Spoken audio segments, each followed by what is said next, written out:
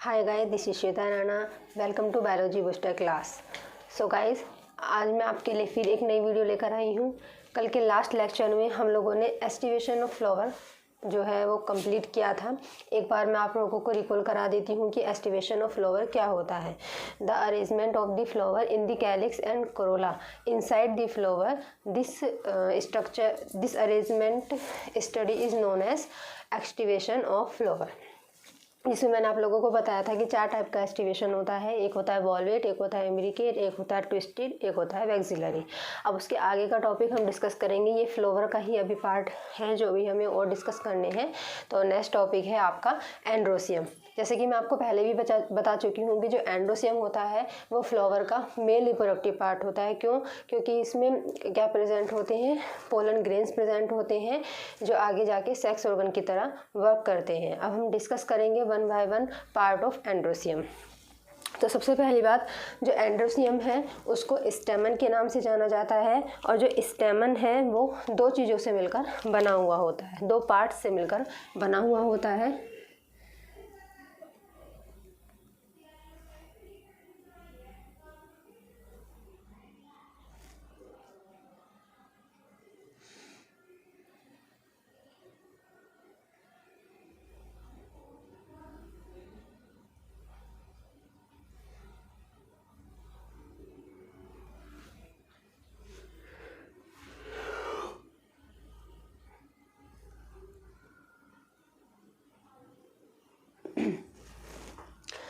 देखिए बच्चों, जो स्टेमन होता है या जो एंड्रोसियम होता है वो 2 पार्ट से मिलकर बना हुआ होता है। इसमें जो नीचे वाला पार्ट होता है, जो स्टॉक लाइक स्ट्रक्चर होता है, this is known as filament. This is known as filament. Hindi में इसको बोलते हैं तंतु। और जो ऊपर का इसका स्ट्रक्चर होता है, फिलामेंट से जॉइंट होता है, इसको बोलते हैं एंथर। इसको बोलते हैं एंथर, यानी कि पराग कोश। इसको बोलते हैं पराग कोश। अब बात करते हैं कि इस स्टेमन के अंदर या इस एंथर के अंदर वो कौन से जो है सेल्स प्रेजेंट होती हैं या ऐसे कौन से ऑर्गन्स प्रेजेंट होते हैं जो मेल रिप्रोडक्टिव ऑर्गन की तरह फंक्शन करते हैं। तो ये एंथर जो होता है स्टेमन का, ये कैसा होता है? बाइलोब्ड एंथर होता है। जो एंथर होता है वो बाइलोब्ड होता है, यानी कि द्विकोष्ठक होता है।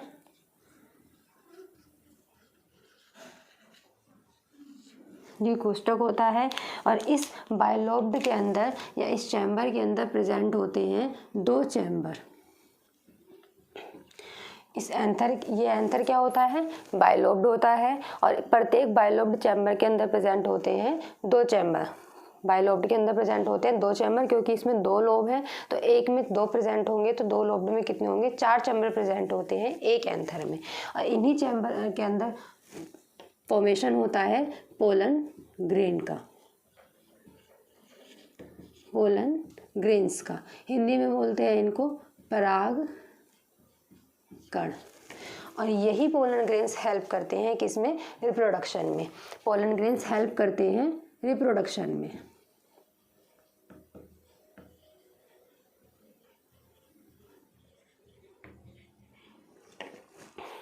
सो गाइस, मैं अगेन रिपीट करती हूँ कि एंड्रोसियम क्या होता है। एंड्रोसियम किसी भी फ्लावर का मेल रिप्रोडक्टिव पार्ट होता है। एंड्रोसियम को स्टेमन कहते हैं। स्टेमन 2 पार्ट से मिलकर बना हुआ होता है। इसका लोअर जो स्टॉक लाइक स्ट्रक्चर होता है, this is known as filament. और फिलामेंट के ऊपर का जो स्ट्रक्चर होता है, इसको बोलते हैं एंथर। एंथर जो होता है बाइलोब्ड होता है, द्विकोष्ठक होता है। और प्रत्येक कोष्ठक में 2 चैम्बर प्रेजेंट होते हैं। इन चैम्बर्स में ही फॉर्मेशन होता है पोलन ग्रेन्स का। और जो पोलन ग्रेन्स है, यही रिप्रोडक्टिव यूनिट्स होती हैं जिन्हें जो रिप्रोडक्शन में हेल्प करती हैं। और यही पोलन ग्रेन्स जो होती हैं ये पॉलिनेशन करती हैं, पॉलिनेशन का प्रोसेस करती हैं, जिस प्रोसेस के थ्रू जो पोलन ग्रेन्स होते हैं वो कहाँ पहुँचते हैं? फीमेल रिप्रोडक्टिव पार्ट्स तक। फीमेल रिप्रोडक्टिव पार्ट्स तक पोलन ग्रेन पहुँचकर क्या करते हैं? रिप्रोडक्शन करते हैं। ये हो गया एंड्रोसिन के बारे में। अब ऐसा नहीं है कि सारे के सारे ही जो स्टेमन्स हैं वो क्या करते हैं, रिप्रोडक्टिव यूनिट की तरह फंक्शन करते हैं। कुछ स्टेमन्स ऐसे होते हैं जो रिप्रोडक्शन में हेल्प नहीं करते हैं, रिप्रोडक्शन में पार्टिसिपेट नहीं करते हैं। इस टाइप के स्टेमन्स को बोलते हैं स्टेमेनॉइड स्टेमन्स। स्टेमेनॉइड स्टेमन्स यानी कि वो स्टेमन्स जो किसी भी प्रकार से रिप्रोडक्शन में पार्टिसिपेट नहीं करते हैं, उन्हें बोलते हैं स्टेमेनॉइड स्टेमन। अब बात करते हैं जो स्टेमन है उनका जो अरेंजमेंट होता है वो अलग अलग फ्लावर में अलग अलग टाइप का होता है। दैट मीन्स बहुत सारे स्टेमन एक ही फ्लावर में प्रेजेंट होते हैं, तो कभी कभी जो स्टेमन्स होते हैं फ्लावर के वो आपस में भी अटैच हो जाते हैं, और कभी कभी ऐसी कंडीशन आती है कि जो स्टेमन्स होते हैं वो सारे के सारे फ्लावर के किसी अदर पार्ट से अटैच हो जाते हैं।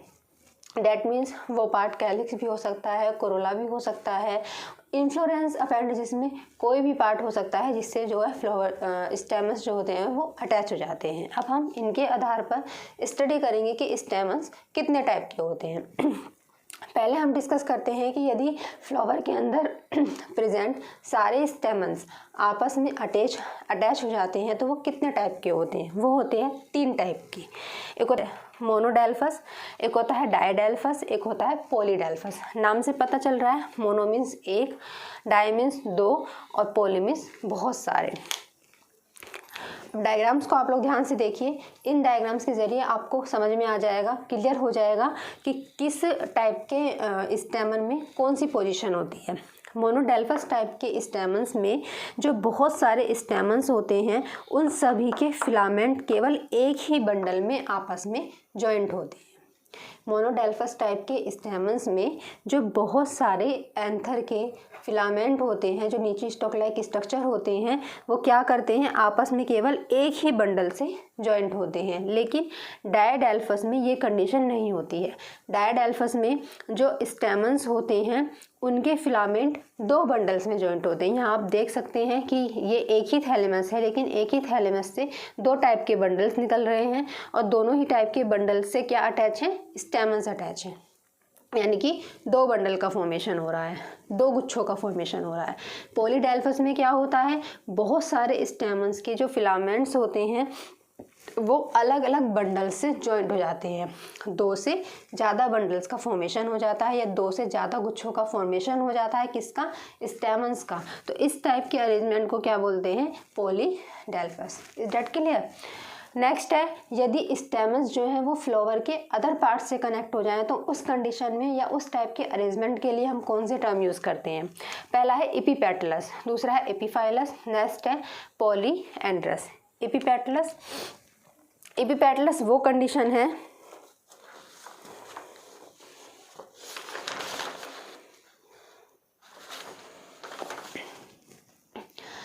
एपिपेटलस स्टेमन्स की वो कंडीशन है जिसमें जो स्टेमन्स होते हैं वो कहाँ अटैच हो जाते हैं, किससे अटैच हो जाते हैं, पेटल्स से अटैच हो जाते हैं। आप इस तरीके से नाम से रिलेट कर सकते हैं, एपिपेटलस। एपिपेटलस स्टेमन्स की वो कंडीशन है जिसमें स्टेमन्स फ्लावर के पेटल्स से कनेक्ट हो जाते हैं। और एपिफाइलस में जो स्टेमन्स होते हैं वो पेरियंथ से अटैच हो जाते हैं। अब यहाँ पर टर्म आया है पेरियंथ। मुझे ऐसा नहीं लगता है कि ये पेरियंथ वर्ड आप लोगों के लिए कुछ नया है, क्योंकि मैं पेरियंथ वर्ड के बारे में पहले लेक्चर में जो है डिस्कस कर चुकी हूँ, लेकिन मैं यहाँ पे अगेन रिपीट कर देती हूँ क्योंकि हो सकता है कि इस लेक्चर को कुछ नए स्टूडेंट्स देख रहे हों। तो उनके लिए मैं बता देती हूँ कि पेरियंथ क्या होते हैं, कि जब फ्लावर्स में हम सेपल्स को और पेटल्स को अलग अलग आइडेंटिफाई नहीं कर पाते हैं तो उस कंडीशन में फ्लावर के अंदर जो फॉर्म बनती है, जो स्ट्रक्चर बनता है, उसको क्या बोलते हैं, पेरियंथ बोलते हैं। तो उन टाइप के फ्लावर में जो स्टेमन्स होते हैं यदि पेरेंथ से अटैच हो जाते हैं तो स्टेमन्स के अरेंजमेंट को क्या बोलते हैं, epiphyllous. And last one is होता है पॉलीएंड्रस। पॉलीएंड्रस में जो स्टेमन्स होते हैं वो किसी भी प्रकार से अटैच नहीं होते, मतलब उनके जो फिलामेंट हैं किसी भी टाइप से अटैच नहीं होते हैं। सारे ही स्टेमन्स के फिलामेंट्स एक दूसरे से सेपरेट होते हैं, फ्री होते हैं। तो इस टाइप के अरेंजमेंट को क्या बोलते हैं, पॉलीएंड्रस टाइप का अरेंजमेंट। ये सब क्लियर है बच्चों। अब आगे चलते हैं हम लोग। अब नेक्स्ट टॉपिक है, हम बताएंगे कि जो स्टैमन में जो एंथर होते हैं वो फिलामेंट से किस प्रकार से अटैच होते हैं, तो उनके बेस पे जो स्टैमन्स होते हैं वो कितने टाइप्स के होते हैं। मैं अगेन रिपीट करती हूँ कि नेक्स्ट टॉपिक में हम ये डिस्कस करेंगे कि एंथर से जो फिलामेंट्स होते हैं वो किस किस पोजिशन पर अटैच होते हैं और उन पोजिशन के बेस पर जो स्टैमन्स होते हैं वो कितने टाइप के होते हैं। तो सो गाइस लेट्स स्टार्ट। जो स्टेमन्स होते हैं वो 4 टाइप के होते हैं, एडनेट, बेसिफिक्स्ड, डोर्सीफिक्स्ड और वर्सेटाइल। अब इन चारों में क्या डिफरेंस है जिसके बेस पर आप बता सकते हैं कि कौन सा स्टेमन किस टाइप का है। देखिए, जो एडनेट टाइप के स्टेमन्स का अरेंजमेंट होता है, इस टाइप के स्टेमन में जो फिलामेंट होता है वो एंथर के जस्ट ऊपर तक क्या होता है, स्प्रेड होता है, यानी कि फैला रहता है। जो फिलामेंट होता है वो एंथर में जस्ट ऊपर तक, एक्सिस तक क्या है, वो फैला रहता है, जिससे वो क्या करता है, दोनों ही एंथर को अटैच करता है। ये आपके एंथर होंगे और ये फिलामेंट। इस टाइप का जो स्टेमन है आपको देखने को मिल सकता है टोबैको के प्लांट में। नेक्स्ट है बेसिफिक्स्ड। बेसिफिक्स्ड में क्या होता है, जो फिलामेंट होता है वो एंथर में ऊपर तक यानी कि एक्सिस तक स्प्रेड नहीं होता, बल्कि ये एंथर के लोअर पोर्शन पर ही क्या हो जाता है, कंप्लीट हो जाता है। इस तरीके से दोनों में डिफरेंस आपको दिखाई दे रहा है। एडनेट में जो फिलामेंट है वो एंथर में ऊपर तक स्प्रेड होता है, ऊपर तक फैला रहता है, जिस वजह से वो दोनों एंथर को आपस में जॉइंट करने का फंक्शन करता है। बेसिफिक्स्ड में भी फिलामेंट जॉइंट करने का ही फंक्शन करता है, लेकिन बेसिफिक्स्ड में जो फिलामेंट होता है वो एंथर के लोअर पोर्शन पर आकर ही अपनी ग्रोथ को रोक देता है। तो इस प्रकार का अरेंजमेंट आपको देखने को मिलेगा धतूरे के प्लांट में। नेक्स्ट है डोर्सीफिक्स्ड।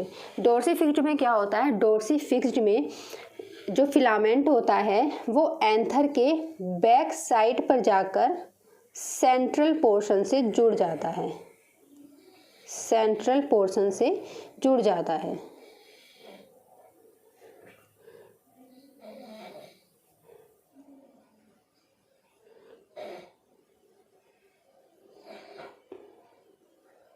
देखिए, जैसे ये फिलामेंट है तो जो फिलामेंट होगा वो एंथर के बैक साइड से जाकर सेंट्रल पोर्शन से जुड़ जाता है। तो ये कंडीशन आपकी कहलाती है डोर्सीफिक्स्ड अरेंजमेंट। ये आपको देख मिल सकता है पैशन फ्लावर में। And last one is versatile.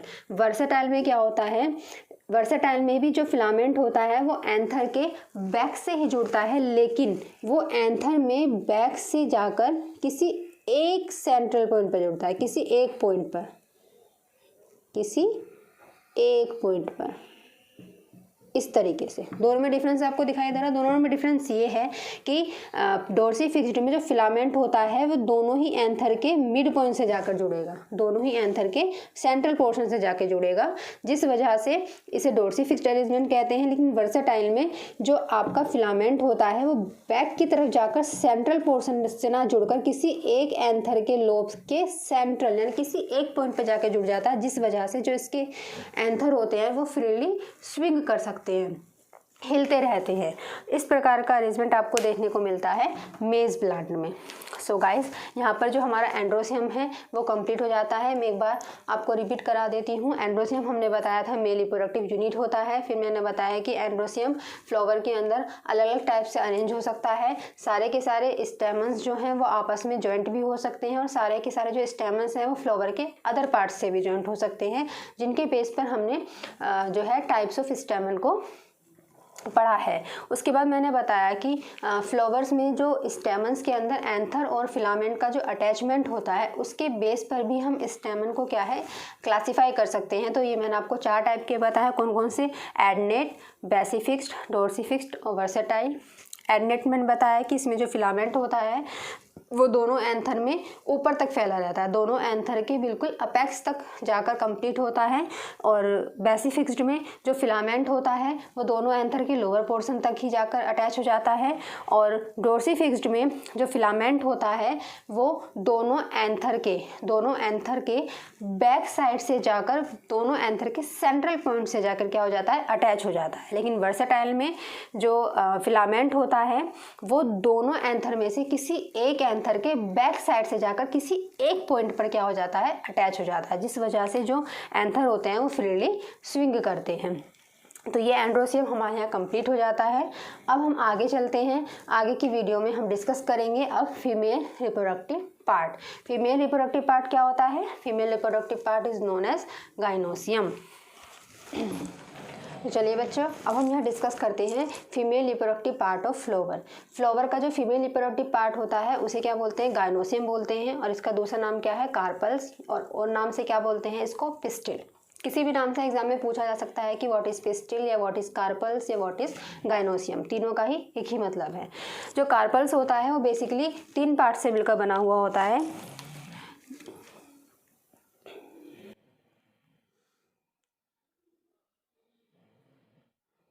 तीन पार्ट से मिलकर किसी भी फ्लावर का गाइनोसियम का स्ट्रक्चर बना हुआ होता है।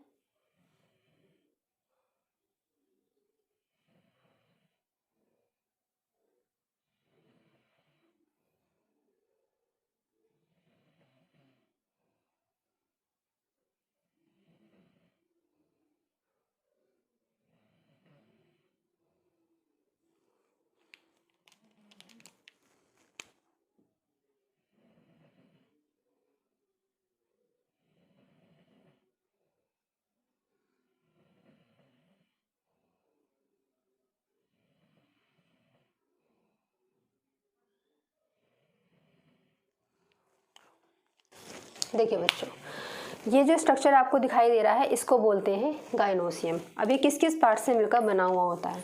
गाइनोसियम 3 भागों से मिलकर बना हुआ होता है। एक होता है आपका स्टिग्मा, एक होता है आपका स्टाइल, और एक होता है आपका ओवरी। अब हम एक एक पार्ट जो है गाइनोसियम की डिस्कस करेंगे। कौन सा क्या पार्ट है, कौन से पार्ट का क्या फंक्शन है, कैसा ये फीमेल रिप्रोडक्टिव पार्ट में क्या है, हेल्प करता है, कैसे ये फीमेल रिप्रोडक्टिव पार्ट की तरह वर्क करता है।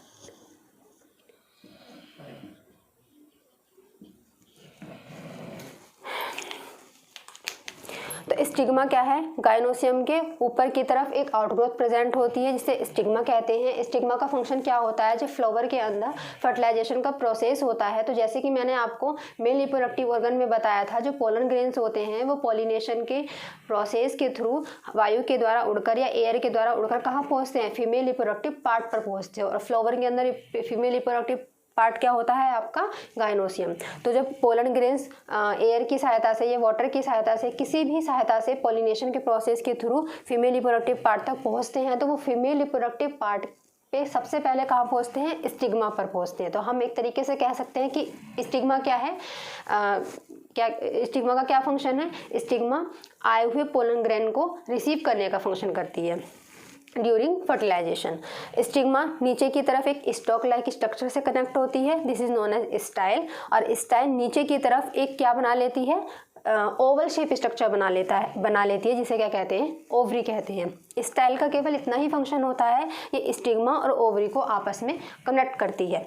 ओवरी चारों तरफ से एक थिन वॉल के द्वारा कवर होती है जिसे कहते हैं ओवरी वॉल, जिसे कहते हैं ओवरी वॉल, ओवरी वॉल या अंडावरण।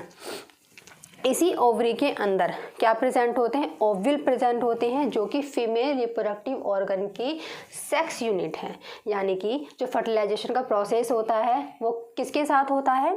ओव्यूल के साथ। जैसे कि मेल के अंदर हमने पढ़ा था, मेल रिप्रोडक्टिव ऑर्गन के अंदर हमने पढ़ा था, उसकी जो सेक्स यूनिट थी वो क्या थी? वो थी पोलन ग्रेन्स। इसी टाइप से गाइनोसियम या फीमेल रिप्रोडक्टिव पार्ट की जो सेक्स यूनिट होती है वो क्या होती है?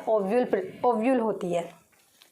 अब प्लेसेंटा क्या है? जो ओव्यूल है वो ओवरी के अंदर एक स्टॉक लाइक स्ट्रक्चर की सहायता से कहाँ जुड़े रहते हैं? ओवरी की वॉल से, अंडावरण से। इसी स्टॉक लाइक स्ट्रक्चर को नाम देते हैं प्लेसेंटा। क्या बोलते हैं बच्चों? प्लेसेंटा।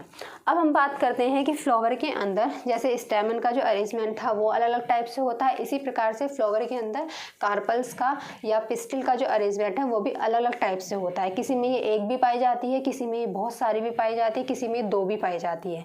तो वो कंडीशन जब फ्लावर के अंदर कार्पल्स की संख्या कितनी हो? केवल 1 हो, तो उस कंडीशन को क्या बोलेंगे? मोनोकार्पस। लेकिन यदि एक से ज़्यादा कार्पल्स की संख्या किस में प्रेजेंट होती है? फ्लावर के अंदर प्रेजेंट होती है, तो उसको क्या बोलते हैं? पोरीकार्पल्स। पॉलीकार्पस और मोनोकार्पस। पॉलीकार्पस अगेन 2 टाइप में क्लासिफाई होती है, एपोकार्पस और सिनकार्पस। एपोकार्पस में जो कार्पल्स होते हैं वो कैसे होते हैं? फ्री होते हैं, ठीक। और सिनकार्पस में जो कार्पल्स होते हैं वो कैसे होते हैं? फ्यूज्ड होते हैं, एक दूसरे से संयुक्त होते हैं। तो एपोकार्पस के एग्जाम्पल है रोज और लोटस, और सिनकार्पस के एग्जाम्पल है मस्टर्ड और टमाटो। अब हम बात करते हैं आफ्टर फर्टिलाइजेशन की, मतलब जब फर्टिलाइजेशन के पॉलिनेशन के प्रोसेस के थ्रू जो पोलन ग्रेन्स होते हैं वो कहाँ पहुँचते हैं? पिस्टिल के स्टिग्मा वाले पार्ट पर। तो स्टिग्मा वाले पार्ट पर आकर जो स्टिग्मा होती है वो पोलन ग्रेन को रिसीव कर लेती है, तो फर्टिलाइजेशन का प्रोसेस होता है। तो फर्टिलाइजेशन के बाद जो ओवरी है वो कन्वर्ट हो जाती है आपकी फ्रूट में। अगेन सुन लीजिए, जो ओवरी है वो आफ्टर फर्टिलाइजेशन कन्वर्ट हो जाती है फ्रूट में, और जो ओव्यूल्स होते हैं वो आफ्टर फर्टिलाइजेशन कन्वर्ट हो जाते हैं सीड में। ये सूट सिस्टम के नेक्स्ट टॉपिक्स हैं सीड और फ्रूट। अब हम डिस्कस करते हैं किसके बारे में? फ्रूट के बारे में डिस्कस करते हैं, फ्रूट के बारे में। सो गाइस, फ्रूट से पहले एक और टॉपिक फ्लावर से रिलेट होता है, वो होता है प्लेसेंटेशन। प्लेसेंटेशन होता क्या है? जो ओव्यूल होता है, मैंने बताया था कि ओव्यूल ओवरी वॉल से एक स्टॉक लाइक स्ट्रक्चर से की सहायता से जुड़ा रहता है, this is known as placenta. तो ये प्लेसेंटा जो है उसका अरेंजमेंट ओवरी के अंदर कैसे कैसे होता है, या अलग अलग ओवरी में जो प्लेसेंटा है वो किस किस फॉर्म में अरेंज होता है। तो अरेंजमेंट ऑफ प्लेसेंटा, या ऐसे हम कह सकते हैं कि connection between ovule and ovary wall with the help of placenta. ये जो कनेक्शन होता है, ये जो अरेंजमेंट होता है, ये किसके थ्रू हम स्टडी करते हैं? प्लेसेंटेशन के थ्रू। तो इसके आधार पर जो प्लेसेंटेशन होता है वो 5 टाइप का होता है, marginal, axile, parietal, free central और बेसल। मार्जिनल टाइप के प्लेसेंटेशन में क्या होता है? जो ओवरी होती है, ओवरी की वेंट्रल सरफेस से एक लाइन निकल जाती है, मतलब एक लाइन लाइक स्ट्रक्चर निकल जाती है, और उसी लाइन लाइक स्ट्रक्चर से जो प्लेसेंटा है उसका ओरिजिन होता है, और उसी प्लेसेंटा पर ओव्यूल प्रेजेंट होते हैं। मैं आपको डायग्राम के थ्रू समझाती हूँ। मैंने बताया था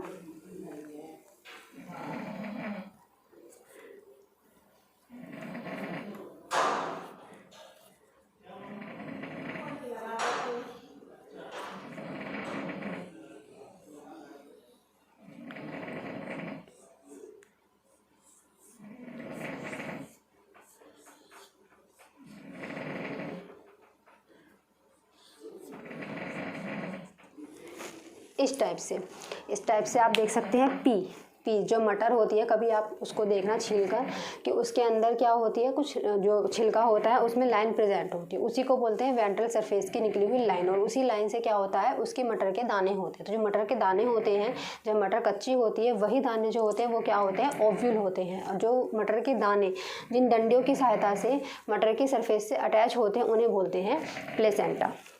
तो इस टाइप का जो प्लेसेंटेशन होता है वो होता है मार्जिनल, मतलब एक मार्जिन हो जाता है किसके अंदर? फ्लावर के अंदर। नेक्स्ट हम बात करते हैं एक्सिल की। एक्सिल प्लेसेंटेशन में जो ओव्यूल होता है उसका जो डेवलपमेंट होता है वो किससे होता है? एक्सिल पार्ट ऑफ ओवरी से, एक्सिल पार्ट ऑफ ओवरी से। इसे भी डायग्राम के थ्रू समझते हैं, ये क्या है? एक ओवरी है।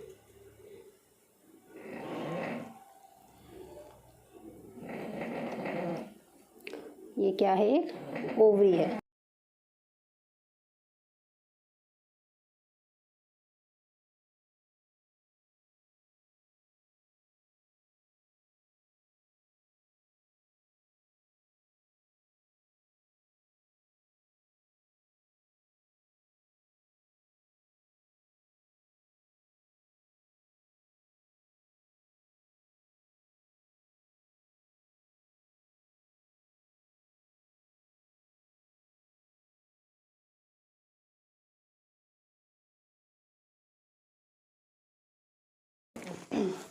कुछ इस टाइप से एक्सिल पार्ट ऑफ ओवरी से किसका ओरिजिन हो जाता है, प्लेसेंटा का ओरिजिन हो जाता है, और इसी प्लेसेंटा पर क्या प्रेजेंट होते हैं, ओव्यूल प्रेजेंट होते हैं। इस टाइप के प्लेसेंटेशन में जब क्या होता है, एक्सिल पार्ट से ओव्यूल का जो है ओरिजिन हो जाता है या ओव्यूल जो है अराइज हो जाते हैं, तो इसकी जो क्या होता है, ओवरी वॉल जो होती है वो क्या होती है, डिफ्रेंशिएट हो जाती है, मतलब डिवाइडेड हो जाती है मैनी पार्ट्स में। तो ये कैसे हो जाते हैं, ये कैसे होता है, मल्टीलोकुलर, मल्टीलोकुलर, यानी कि इसमें बहुत सारे लोक्यूल प्रेजेंट होते हैं। लोक्यूल क्या है, जिसके अंदर ओव्यूल्स प्रेजेंट होते हैं। Next one is parietal. Parietal में क्या होता है कि ओवरी वॉल से प्लेसेंटा जो है वो अराइज हो जाती है। किस तरीके से, इस तरीके से।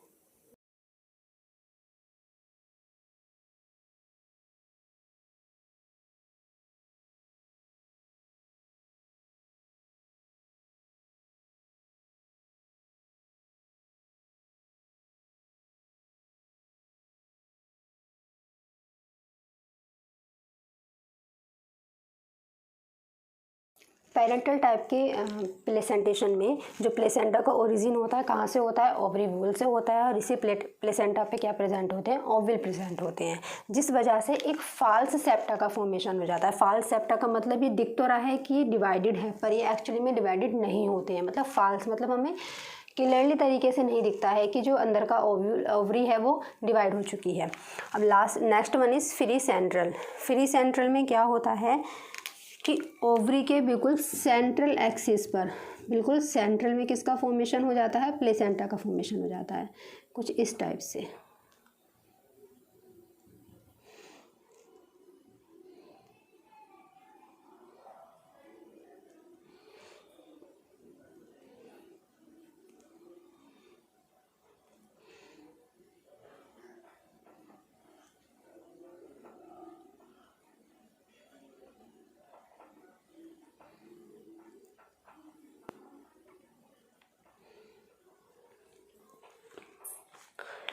कुछ इस टाइप से सेंट्रल पोर्शन पर, सेंट्रल पॉइंट पर किसका ओरिजिन हो जाता है, प्लेसेंटा का ओरिजिन हो जाता है।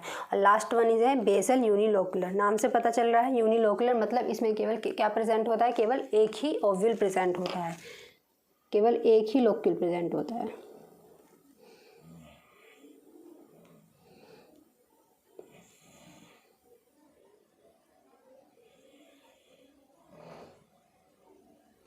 कुछ इस टाइप से।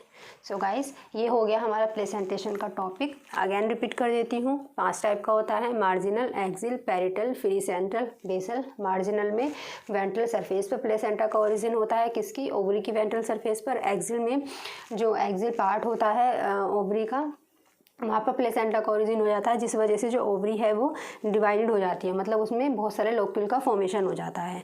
और पैरिटल में जो ओवरी वॉल है उसकी सरफेस से प्लेसेंटा का ओरिजिन हो जाता है, और उसी पर ओव्यूल प्रेजेंट होते हैं, जिस वजह से एक फाल्स सेप्टा जो है हमें दिखाई देता है इनसाइड दी ओवरी। लेकिन ओवरी डिवाइड नहीं होती है। फ्री सेंट्रल में बिल्कुल सेंट्रल पॉइंट पर, बिल्कुल सेंट्रल एक्सिस पर किसका फॉर्मेशन हो जाता है, प्लेसेंटा का फॉर्मेशन हो जाता है। एंड बेसल में या यूनिलोकुलर टाइप के प्लेसेंटेशन में केवल एक ही ओव्यूल किसके अंदर प्रेजेंट होता है, ओवरी के अंदर प्रेजेंट होता है, उसके बेस में। नाउ ये टॉपिक ये कंप्लीट है टॉपिक। अब हम बात करते हैं फ्रूट के बारे में। देखिए बच्चों, फ्रूट मेन पार्ट होता है किसका, सूट सिस्टम का। सूट सिस्टम में फ्रूट का फॉर्मेशन आफ्टर फर्टिलाइजेशन होता है। मैंने आपको पहले भी बताया था कि फ्रूट का फॉर्मेशन किससे होता है, ओवरी से होता है। जब फर्टिलाइजेशन का प्रोसेस कंप्लीट हो जाता है तो ओवरी में जो ओवरी का जो पोर्शन होता है वो फर्टिलाइजेशन के बाद किस में कन्वर्ट हो जाता है, फ्रूट में कन्वर्ट हो जाता है। कोई भी फ्रूट है, हम एक एग्जाम्पल लेके चलते हैं, कॉमन सा मैंगो, जो कि सभी ने देखा होगा। मैंगो का हम एक एग्जाम्पल लेके चलते हैं।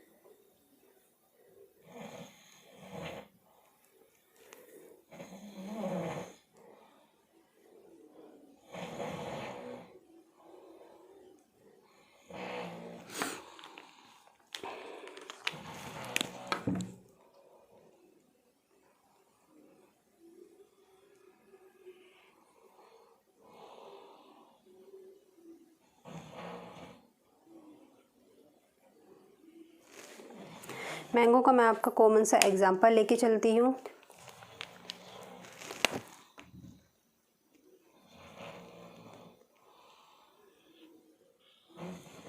किसी भी फ्रूट में सबसे बाहर की तरफ एक लेयर प्रेजेंट होती है। किसी भी फ्रूट में, चाहे आप कोई सा भी फ्रूट ले लीजिए, एप्पल ले लीजिए, मैंगो ले लीजिए, कोकोनट ले लीजिए, स्ट्रॉबेरी ले लीजिए, किसी भी टाइप के फ्रूट में बाहर की तरफ एक लेयर प्रेजेंट होती है जिसे कहते हैं हम पेरिकार्प, जिसे कहते हैं हम पेरिकार्प। ये पेरिकार्प लेयर, पेरिकार्प जो लेयर होती है वो बहुत ही थिन लेयर होती है, लेकिन ये पेरिकार्प जो लेयर होती है वो अलग अलग फ्रूट में जाकर अलग अलग लेयर्स में डिफ्रेंशिएट हो जाती है, अलग अलग लेयर्स में डिफ्रेंशिएट हो जाता है। मेनली ये 3 टाइप के लेयर में डिफ्रेंशिएट हो जाती है, एपिकार्प, मेसोकार्प, एंडोकार्प। जैसे कि मैं एग्जांपल लेके चल रही हूँ किसका, मैंगो का। जैसे मैंने बताया कि जो आउटर मोस्ट लेयर होती है उसे क्या बोलते हैं, एपिकार्प। इस लेयर को क्या बोलते हैं, एपिकार्प लेयर। जो एपिकार्प लेयर होती है ये बहुत ही थिन लेयर होती है। किसी भी फ्रूट के चारों तरफ जो आउटर मोस्ट लेयर है, जो सिर्फ क्या करती है, फ्रूट को प्रोटेक्ट करने का फंक्शन करती है, उसको क्या बोलते हैं, एपिकार्प बोलते हैं। ये एक थिन लेयर होती है। इसके बाद जो मिडिल लेयर होती है ये थोड़ी थिक होती है, फ्लैशी होती है। और किसी किसी फ्रूट में ये जो थिक लेयर होती है ये कैसी होती है, फाइब्रस होती है। फॉर एग्जाम्पल के लिए कोकोनट में जो ये लेयर होती है इसको बोलते हैं मेसोकार्प। मेसोकार्प ये थिक लेयर होती है, थिक लेयर होती है और फ्लैशी होती है।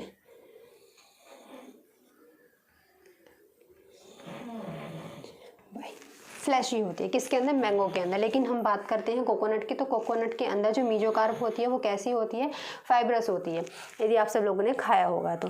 एंड लास्ट लेयर होती है इसकी, लास्ट लेयर होती है जो थिन लेयर होती है, ये कौन सी लेयर होती है इसकी, एंडोकार्प। इस तरीके से कोई भी फ्रूट है उसके चारों तरफ एक लेयर होती है जिसे पेरिकार्प बोलते हैं। ये पेरिकार्प लेयर अलग अलग फ्रूट में जाकर 3 लेयर में डिफ्रेंशिएट हो जाती है, एपिकार्प, मेसोकार्प और एंडोकार्प। जो एपिकार्प होती है ये किसी भी फ्रूट की आउटरमोस्ट लेयर होती है जो फ्रूट को कवर करने का प्रोटेक्ट करने का फंक्शन करती है, ये थिन लेयर होती है। जबकि जो मिडिल लेयर होती है, this layer is known as mesocarp. जो मेसोकार्प लेयर होती है वो थिक होती है, फ्लैशी होती है। लेकिन कुछ फल ऐसे होते हैं जैसे कि कोकोनट, उसमें ये फाइब्रस भी होती है। और थर्ड वन इज एंडोकार्प, ये लेयर कैसी होती है, थिन लेयर होती है। अब हम टाइप्स ऑफ फ्रूट की बात करते हैं। जो फ्रूट होते हैं वो बेसिकली 2 टाइप के होते हैं, ट्रू फ्रूट्स और फॉल्स फ्रूट। कुछ फ्रूट ऐसे होते हैं जिनका फॉर्मेशन या जिनका जो ओरिजिन है, जिनका जो डेवलपमेंट है वो ओवरी से नहीं होता है।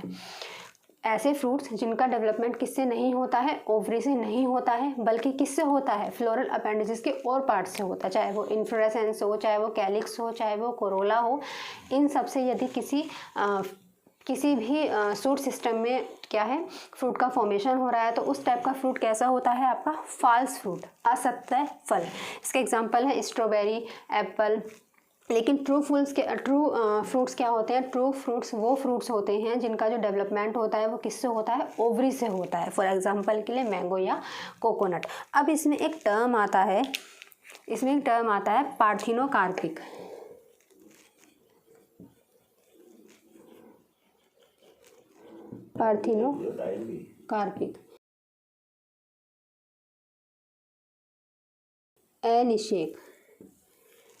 निषेक बहुत ही इंपॉर्टेंट टर्म है। ये बहुत बार पूछा जाता है एग्जाम्स में कि पार्थिनोकार्पिक क्या होता है।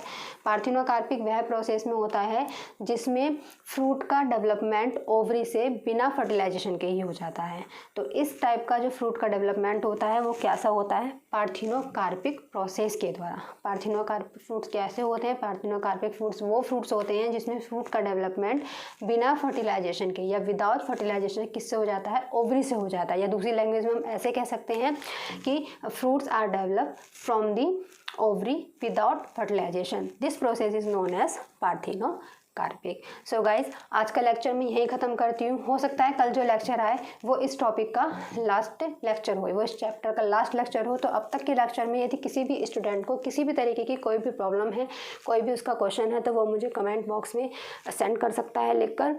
Thanks for watching my video. Best of luck.